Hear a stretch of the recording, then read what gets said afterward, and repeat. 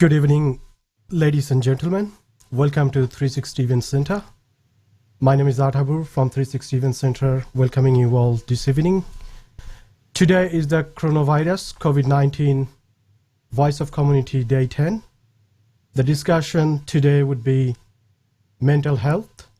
And today we have very important guest with us. I'll introduce one by one very soon. First of all, I would like to go to Dr. Rastogi. Dr. Rastogi is a psychiatrist. Dr. Rastogi, are you able to hear us? Yes, I am. Thank you. Could you please give us your short introduction? Then we'll go to Indrani Mukherjee and then Sakina Akter. Thank you. Hello, everyone. I'm a consultant psychiatrist. I work at MediMind. I'm the director of MediMind. My area of interest is mood disorders, women's health, and children's health. And I work with a team of psychologists and psychiatrists. Thank you. Thank you, thank you, Dr. Rastogi. Now I would like to go to Ms. Sakina. This is Sakina here. Thanks for inviting me. I love to work with my community, and I'm very much eager to listen to Miss Rastogi and Dr. Indrani Mukherjee today. Thank you very much, Ms. Sakina. Now we'd like to go to Indrani Mukherjee.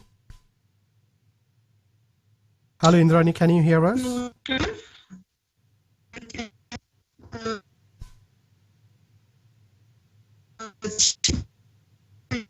I'm Mukherjee.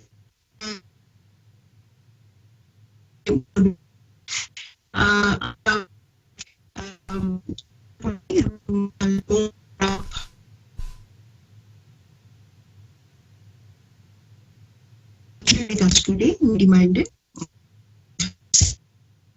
তো আজ আমাদের invite করেছেন, আশা করি আপনাদের কিছু আমরা বলতে পারবো, কোনো জ্ঞান নিয়ে বলতে, মানসিক কথা বলতে পারবো। Thank you, Indrani Mukherjee. Now we'll go to Dr. Rastogi. We got few questions here already because it's about the mental health and the situation we are going through. So the first question would be for Dr. Hello, can you hear me? Yes, I can. For some reason, I can see the video is not coming through correctly, so I'm not sure like what's happening. Is it? And I can hear people, so their voice is breaking. So, yeah, for some reason, I'm not sure what's happening there. Okay, so the question to Dr. Rastogi is, what does it mean when it comes to mental health, and what does it mean in relation to the general population? I'll read out the question again because it's breaking. So what does it mean when it comes to the mental health, and what does it mean in relation to the general population? Thank you. Are you able to? Yes, I am, very clearly. Okay, thank you, Dr. Rastogi. Thank you. So, as you know, with the COVID-19 being a pandemic, it has taken a lot of bearing on mental health. Social integration or connections is a very important part of mental well-being. And this has been quite threatened in the presence of the COVID-19 pandemic. So what does that mean? Mental health is going to be on the rise, mainly because there's uncertainty about treatment, about future. There's so much financial instability and the social isolation that's caused a lot of challenges in terms of how do we adapt? What is the future? What is the normal? And these are big questions that is causing a lot of anxiety in the general population. There's a lot of fear. How are we going to live? What's going to happen? And this is something that can be very challenging in the next 6 months. And people are going to come across a lot of anxiety and questions which we still don't have the answer because we're living in a very gray area at the moment.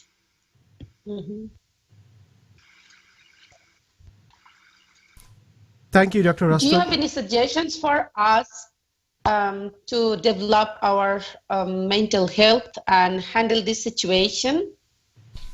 Yes, so I think this is a new life we are leading, all of us, and nobody has the right answers.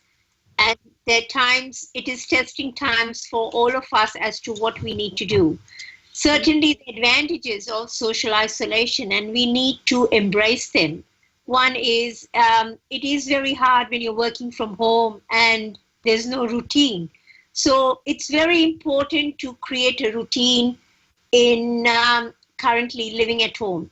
The key is slow down, enjoy certain things where we've never had the pleasure to do things.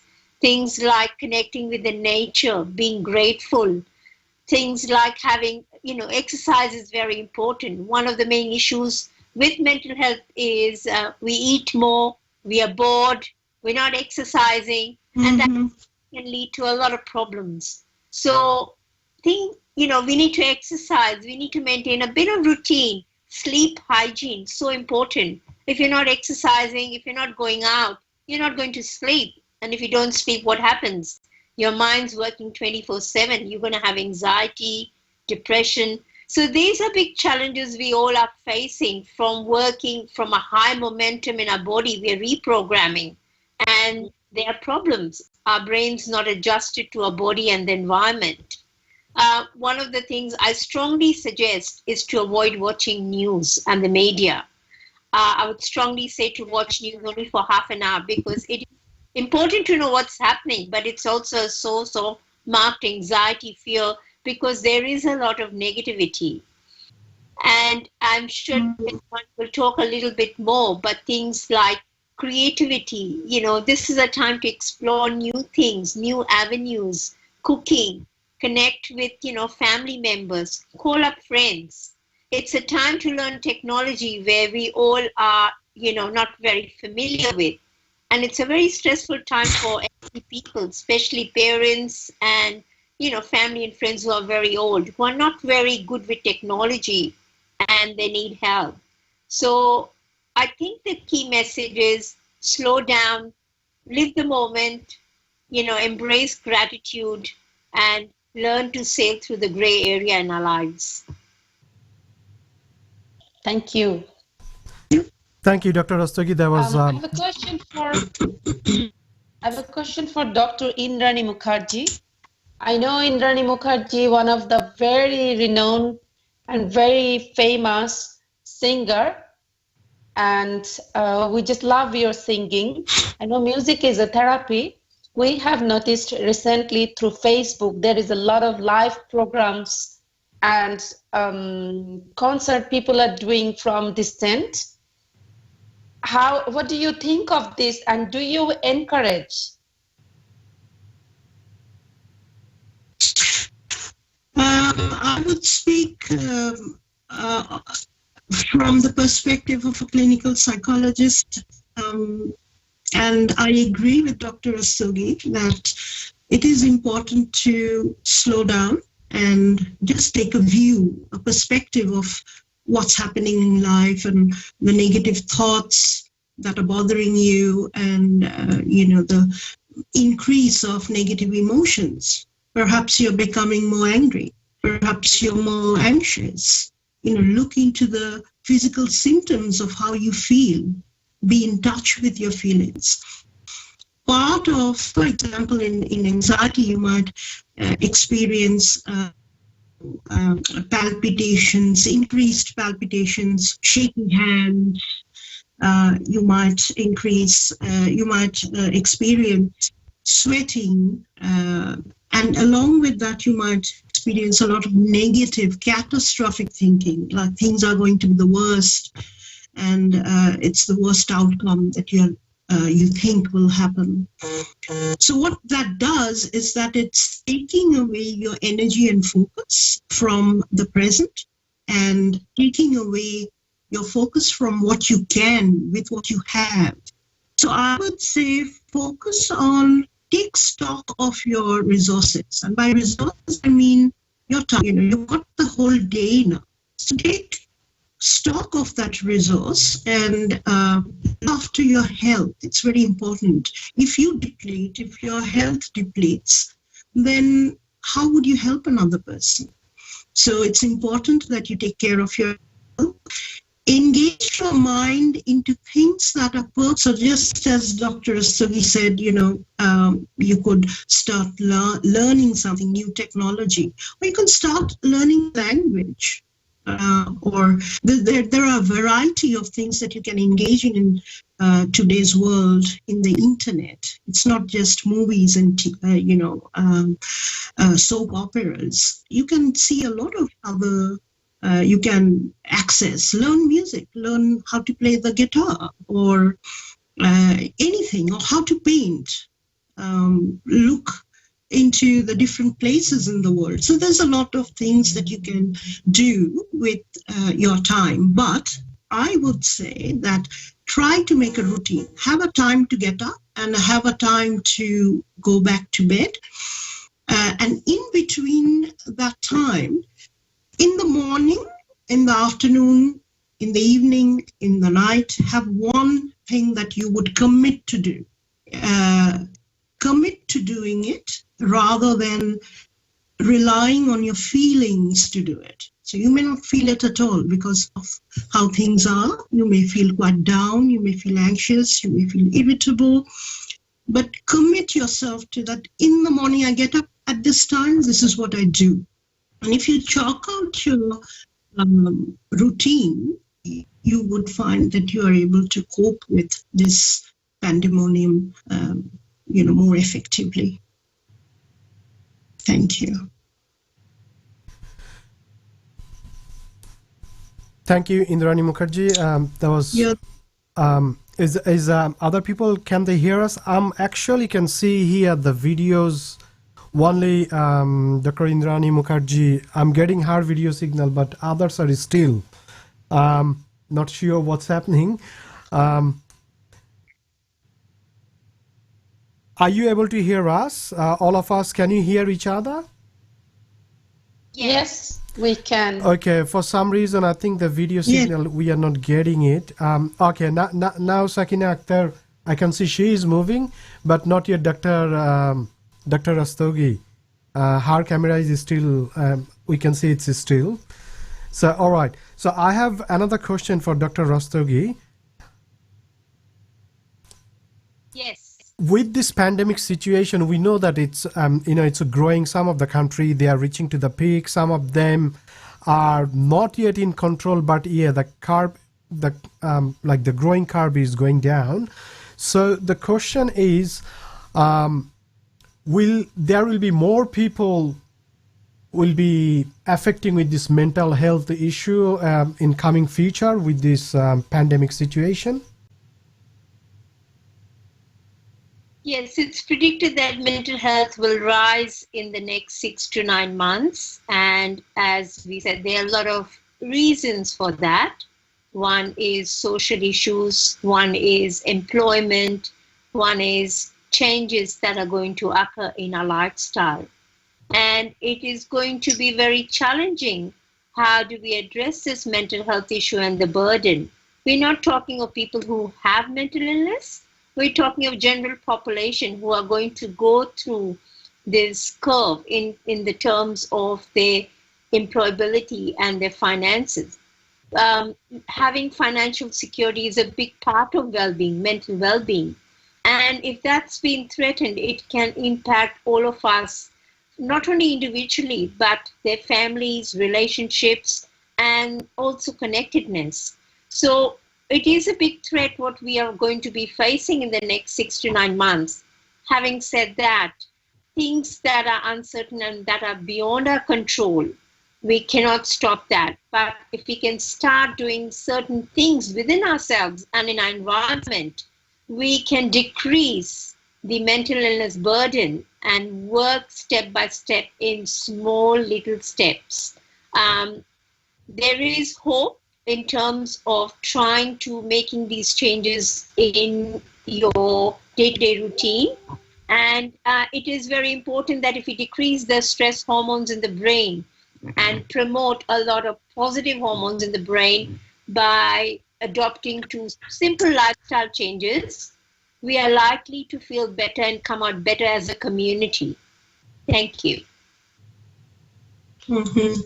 Thank you, Dr. May Rastogi. I ask a question? Sure, go ahead. I'm not sure if it's a stupid question, but I'm not too sure what is the difference between psychiatrist and psychologist. Okay, that's a very good question. I don't think it's a stupid question. And a lot of people ask us, how are you different from a psychologist and vice versa? My role is not to differentiate or have more power over a psychologist, but as a psychiatrist, we are trained more into the diagnostic spectrum in terms of having a wider diagnostic knowledge to diagnose. And sometimes if they need treatment like medications, we do start medications. As psychiatrists, we also provide some talking therapies. However, as psychologists, they are trained mainly into different kinds of talking therapies, which are just as useful for mental well-being. So what we say is psychiatry is not all about taking medications and saying it's okay. It's a package where you may need medications, but the talking therapies are very, very important part of well-being. Medications can only help you with some hormone changes, but it does not change your thoughts. So to change your thoughts, to learn some new ways of thinking, you do need a psychologist to challenge you and work with that. So we work as a team. We don't work as a psychiatrist and a psychologist. Having said that, patients do come to us for an initial diagnosis. Maybe they may need some medications, which may be helpful, and then we refer them to a psychologist to help them with thinking and changing some of their beliefs. Recently, thank you. Recently, few of my friends, I have noticed there is a little bit of change in them. Some are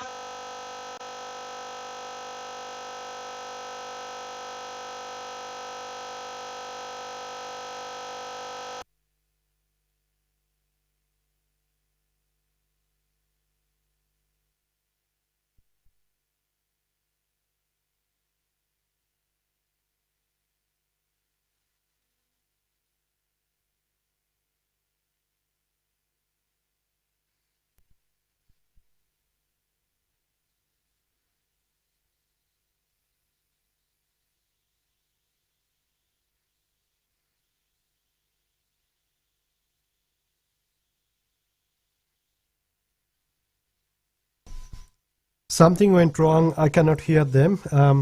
I think they cannot hear me either. I'll just get sorry.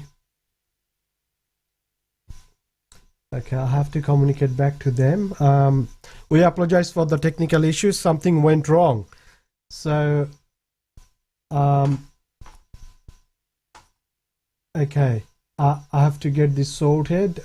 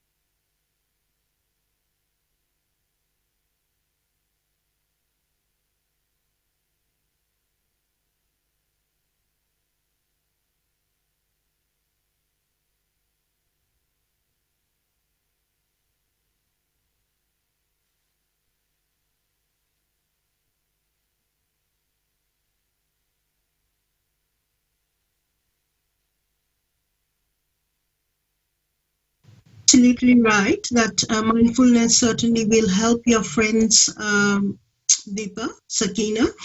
The other thing is that just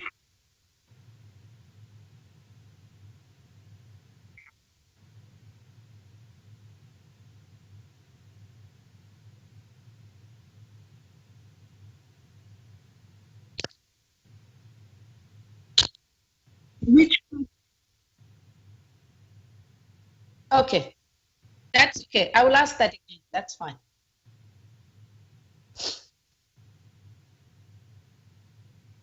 I'll just make the announcement because it may happen, the live show, the technical problem there could be. So That's okay. Let's go back. Yeah, I'll go back. So just let me sort this out quickly. Dr. Rastogi, in the meantime, do you mind to disconnect the call and rejoin to see if your video is coming in? Because your video is still. Okay. If you hang up the call. Thank you. Yes.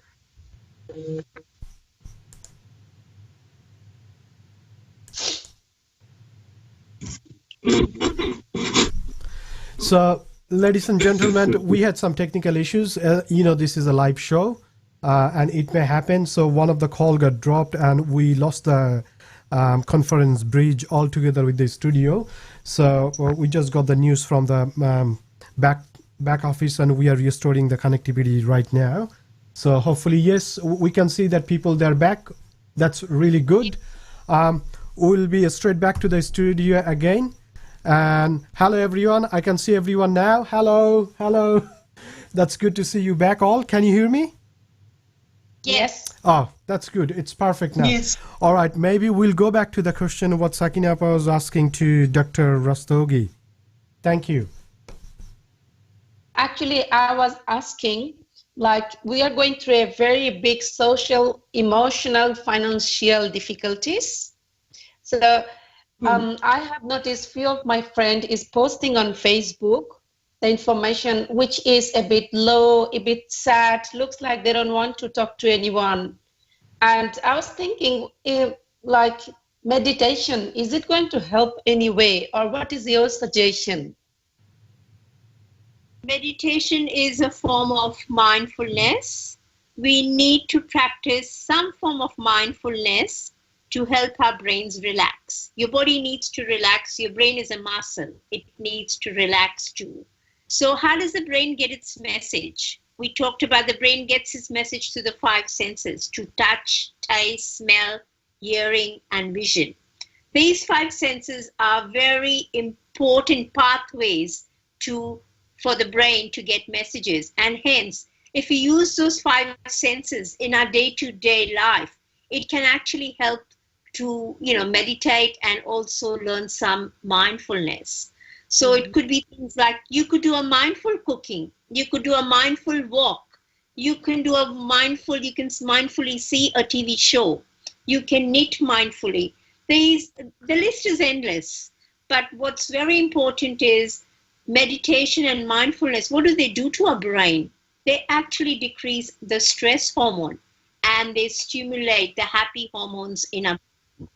This is what medications do. But if you can embrace mindfulness and practice that on a daily basis, even for 10 minutes a day, which is not a lot, you will see the difference long term. There has been a lot of studies and, scientists over the years have proven that mindfulness helps to increase the blood flow, helps the brain to thrive. And if you're not aware, it's really something I need to tell people is it actually improves your memory over time. So there are advantages, and there wouldn't be any better time than now at the moment while you're socially isolated to start embracing it and practice. It's like practice makes you perfect. Thank you. Thank you. Indrani, may I have few words from you, please? Yes, just to add on that, on the 5 senses, a good exercise might be on each of the senses. Start to make a list on things that are visually pleasing, and you actually can write up a list on that. And then on audition, like what do you like to hear? What soothes you? It soothes your nerves and makes you happy and, makes you feel calm. What are the tastes? What are, things that you like to sip, like a chamomile cup of tea, or something with honey? It's very soothing. Things like touch. What are the things that helps you to, feel relaxed, comfortable, that are pleasant? So make a list of these things, and also in terms of smell. What are the things that? The thing is that when you make a list, you may not have those exact things in front of you. For example, if I said, well, the sea actually calms me down, but we can't go to the beach now due to the social distancing and everything. So, but you can actually imagine and bring that to your mind, where you can feel, see, smell the sun on the beach. So that might be a useful way of managing your stress and your depressed mood and anxiety at this time. Thank you. Thank you.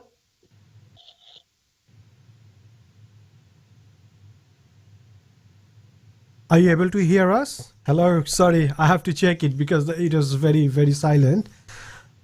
Yes. There is another question just came through. This will be for, I believe it's for Dr. Rastogi. You're Hello. breaking. Sorry, I don't know what's happening. It's a little bit of break. So the question, what I was saying is, there is a question came through, and I believe this goes to Dr. Rastogi. So there is like, we need we need to deal with the mental health issue, and this is coming more and more because people, they're at home. So people, they're asking like what sort of medication they can have. Is it like any specific medication, or it can go with a different, very generic medication as well? So that's a very broad question to answer. There is no medication for one illness. I do not suggest to give medications in the first place, as I would suggest the most important thing first is to start seeing a psychologist, do some talking therapies, try and make some changes in your behavior and environment before you jump to medications.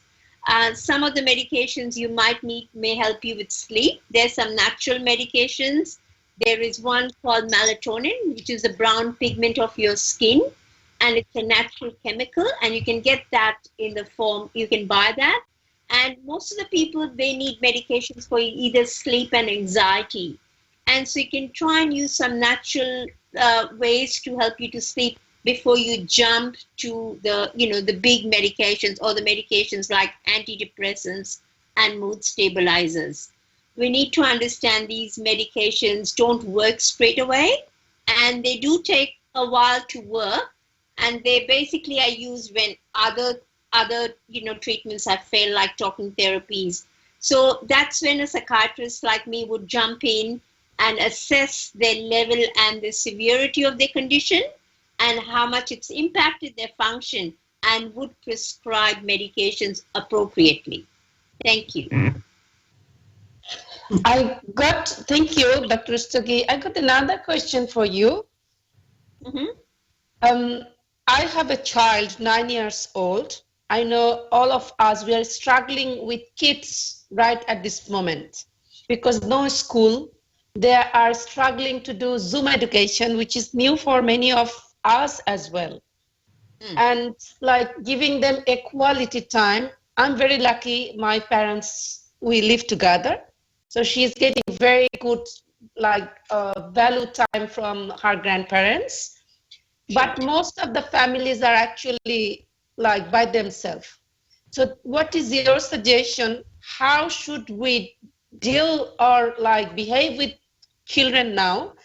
do we transmit our tension, our stress to them, or how do we like make them still childish, not transmitting our tension and all the crises? So how it's possible? Is there any suggestion from both of you? Sure, there is a lot of parental burden. I'm lucky I've got adult children, so I've passed that age. But that is very commonly expressed by a lot of parents who come to see us, is how do we keep them stimulated? How do we try and put some boundaries on social media and them being on the computer and laptop? And how do we work with them? There are two ways to look at it. There is a positive way. This is your only time to bond with the family, to really have precious moments with your children, which we will never get this chance in our lifetime to ever do that. We lead such a busy life, and it is such a mechanical life. This is the time to watch them, to see, to play board games, to just become like a child and engage in meaningful things like art, Play-Doh, painting. Get them to cook, get them to do household activities. It's a memory you will cherish all your life. And I think this is the biggest gift you've got, the time with your family. So we can turn the social isolation, the negativity around, and try and thrive on our bonds, thrive on happiness in the house, and cook meals together, make this a happy place. It is you have to be very careful. As you said, as a parent, the fear and anxiety will be transmitted to them, because if you're going to be irritable, it's going to portray on them. So this is a time to give hope. They are the future of our, of the world. And if we create that uncertainty in them, they're going to be very motivated. I have like adult children who are 21 who are going to step into the workforce. And it's very important. If we are going to say everything is so gloom and everything's going to be bad and they're not going to be jobs, what hope are we giving those children? You're increasing them at a risk of depression. So it's really important that if we embrace a way of life with physical activity and mindfulness and engage them, you're actually giving them the biggest gift of wellness in the future. Thank you. Thank you. Indrani? Yes. Totally agree. And so 3 ingredients for yourself and for your kids and for everyone. Compassion, show compassion to yourself and others. Contribute and connect. So even when the kids are, you can give, this is a formula for everyone. So in their day, look at opportunities and activities in which they can show compassion to themselves, to you, to the family, to their friends.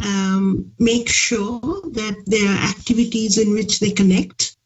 And by connection, I also mean not just connecting over telephone or mobile or over the internet, but connection also means being in touch. And that may start from being in touch with yourself. Things like, self-soothing, things that you can do to connect, take care, nurture. It could be just, massaging your head or just, watering the plants.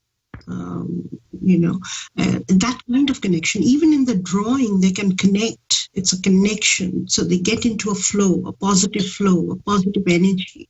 So they connect with that and can be, of course, mindful and meditative.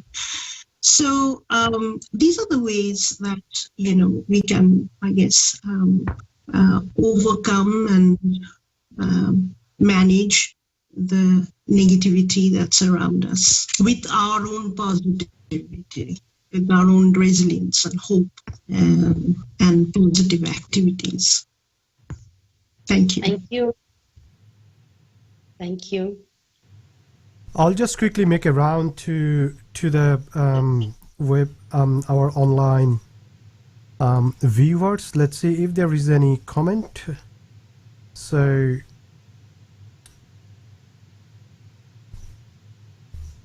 There were a few comments came through, but I believe those were actually covered by the question what we had before. Hello, can you hear me? Yes. we can. Yeah. Okay. Yeah.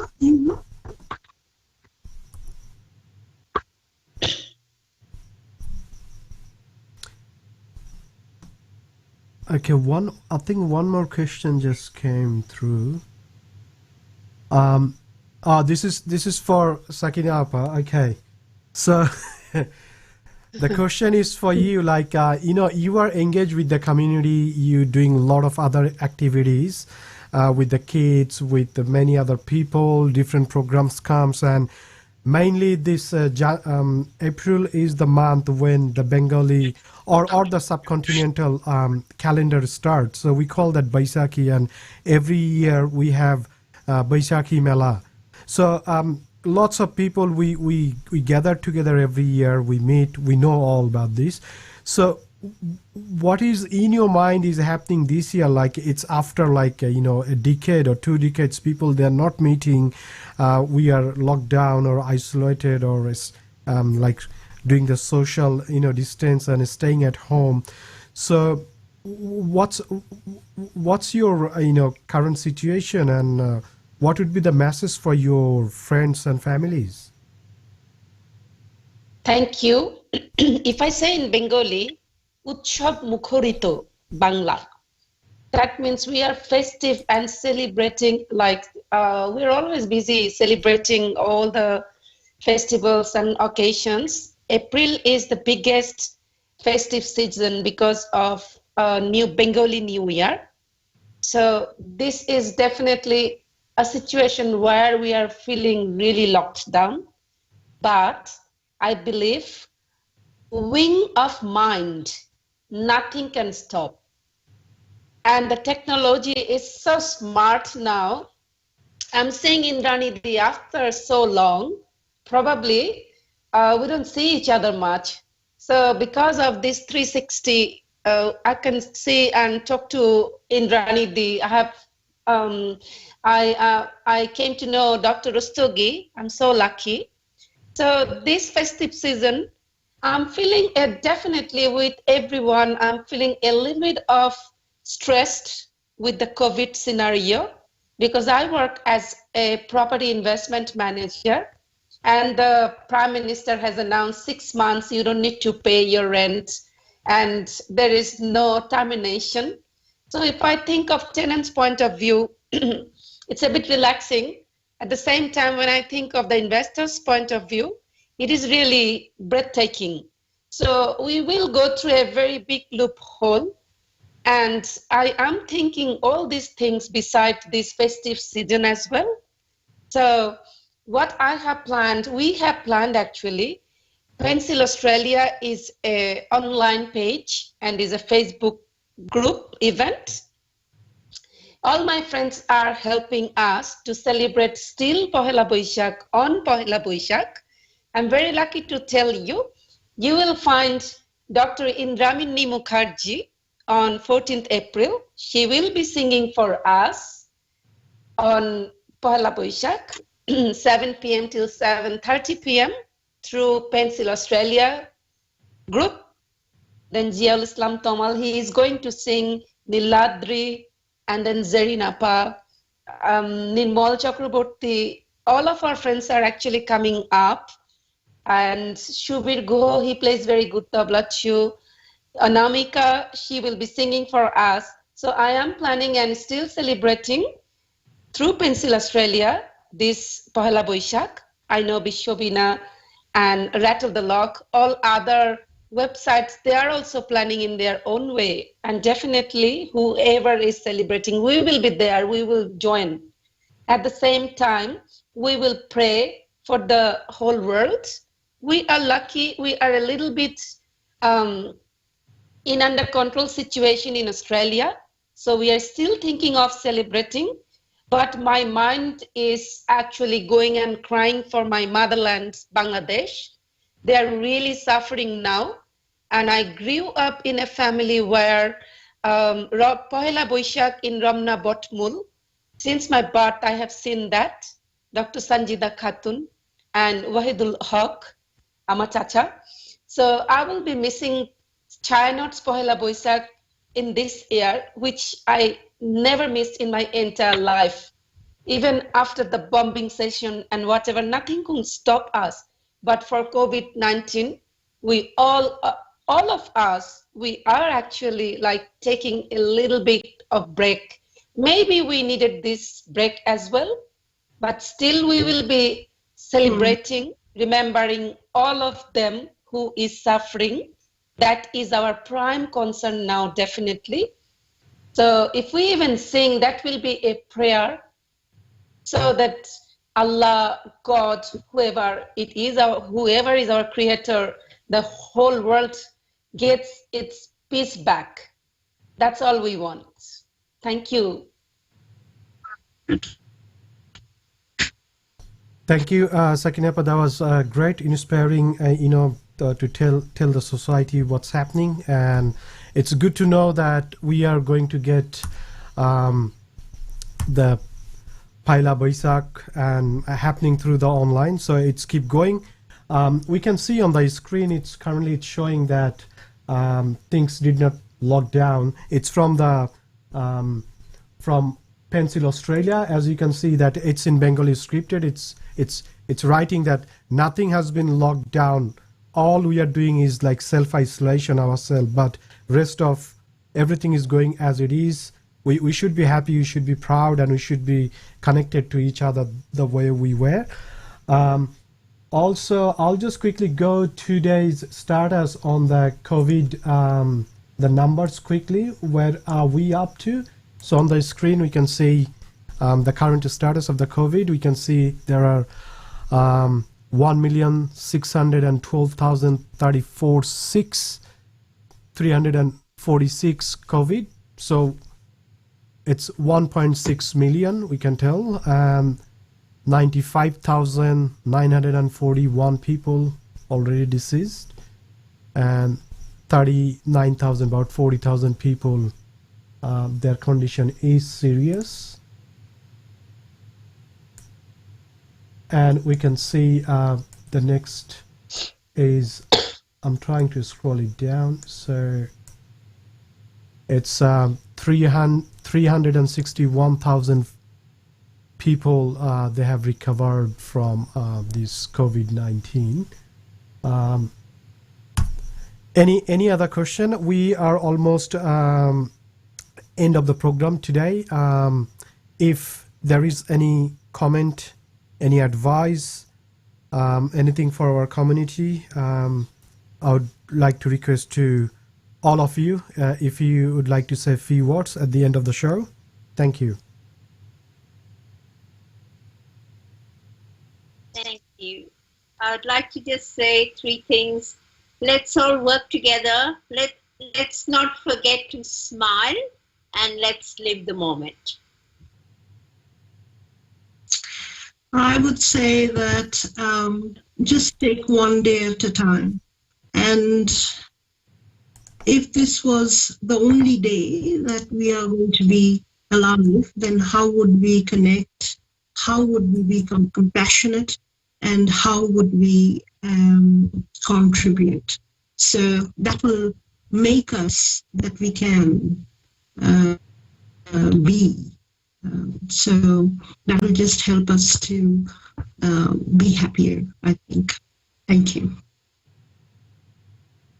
What I want to say, I believe in two sentences very, very strongly. One, nature is always ahead, one step ahead than us. So we are going through a crisis. I'm sure there is solution as well, because we'll be living. Maybe not us, maybe our next generation will be there. Also, there is always next. So we need to believe in that. Don't get upset. Don't feel sad.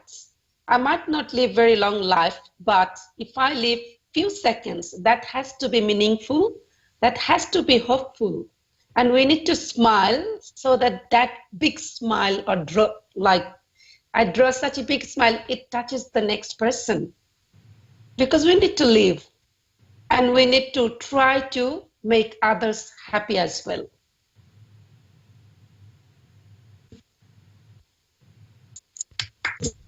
Thank you, Ms. Sakina. That was very inspiring what we discussed, and at the end what you have delivered. That's really valuable and great sentences or the wordings for the people. So in this crisis, we are trying to keep ourselves, safe. We should try to keep others safe as well. So let's work together, as all of us we mentioned, and let's work together for the society. Let's help each other, and the day will be there. There will be bad days, good days, but our good work will give us the results. So let's hope for the best. And thank you very much to be with us. Today we had the discussion about the mental health. Next we'll be looking for our diet and few other crucial subjects which is related with the current pandemic situation. Those are co-related crises we are going through. So we'll try to call all these experts, doctors, professionals, social or the welfare workers to say and encourage us with their valuable words. So keep an eye on our website, keep an eye on our Facebook page, comment, and let us know what you would like to see more. And if you'd like to participate, please visit the page and contact us through. So thank you for being with us. And today we had Dr. Richa Rastogi, Dr. Indrani Mukherjee, and Mrs. Sakina Akter.